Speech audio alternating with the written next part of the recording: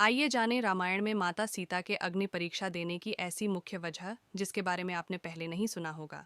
रामायण की कथा आप सभी ने सुनी या देखी होगी और ये रामायण प्रभु श्री राम और माता सीता के अटूट प्रेम और विश्वास की कहानी बयां करती है।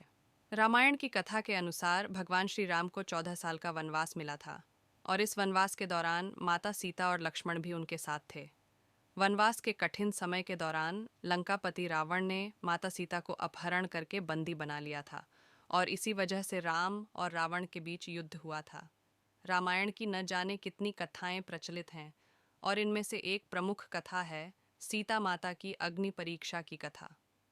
वास्तव में ये बात थोड़ी सोचने पर मजबूर करती है कि आखिर माता सीता और प्रभु श्री राम के बीच के अटूट प्रेम के बावजूद भी अग्नि परीक्षा क्यों देनी पड़ी थी।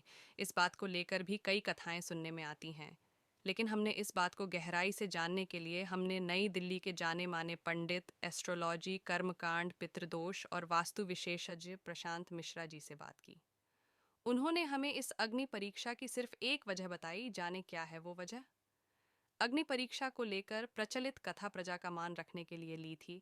अग्नि परीक्षा पौराणिक कथाओं के अनुसार प्रभु श्री राम को मर्यादा पुरुषोत्तम के नाम से भी जाना जाता है और एक राजा की तरह श्री राम के लिए अपनी प्रजा के लिए समर्पण सबसे ज्यादा महत्वपूर्ण था।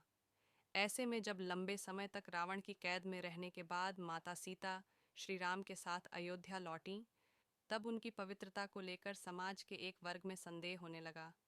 इस पर एक वृद्धा ने उन पर कटाक्ष करते हुए ये भी कहा कि ये भला कैसे मर्यादा पुरुषोत्तम है जो ऐसी माता सीता को अयोध्या वापस ले आए जो तक रावण के पास थीं और उनकी पवित्रता का कोई प्रमाण ही नहीं है।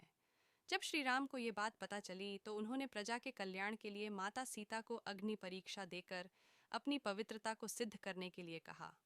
प्रभु श्री राम की बात सुनकर माता सीता अग्नि में समा गईं।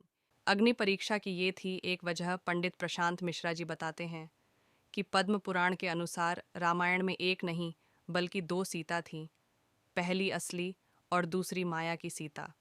इसकी कथा के अनुसार एक बार लक्ष्मण जी जब कंदमूल फल लेने वन को गए हुए थे, तब प्रभु श्री राम ने माता सीता से कहा कि अब मैं नरलीला करूंगा और जब तक मैं राक्षसों का विनाश करूंगा तब तक आप अग्नि में निवास करें। ऐसा कहकर श्री राम ने माता सीता को अग्निदेव को सौंप दिया। इसके बाद असली सीता जी की जगह माया की सीता प्रकट हुई। इस तरह जब सीता जी का अपहरण हुआ तब वो माया की ही सीता थीं। जब युद्ध समाप्त हो गया और राक्षसों का विनाश हो गया, तब भगवान श्री राम ने माता सीता को अग्नि परीक्षा के लिए कहा और माया की सीता अग्निकुंड में समा गईं। माया की सीता के अग्नि में समाते ही असली माता सीता अग्नि से बाहर आ गईं और इस पूरी अग्नि परीक्षा का सिर्फ एक यही कारण था। माता सीता करती थीं अग्निदेव की पूजा। पद्म पुराण की कथाओं के अनुसार असली माता सीता को कोई अग्नि परीक्षा नहीं देनी पड़ी थी और ना ही उन्हें वनवास जाना पड़ा था। भगवान राम भी माता सीता के इन दोनों रूपों के बारे में जानते थे क्योंकि ये उन्हीं के द्वारा रचित थे। माता सीता अग्निदेव की पूजा करती थीं और त्रेता युग में ये धारणा थी कि अगर कोई व्यक्ति सच्चा है तो उसे अग्नि कोई नुकसान नहीं पहुंचा सकती है।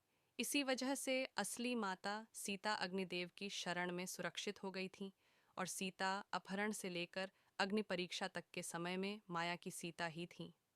रामचरितमानस के अरण्य कांड में दोहा 35 और लंका कांड में दोहा 108 से 109 तक में इस प्रसंग का वर्णन है किया गया है।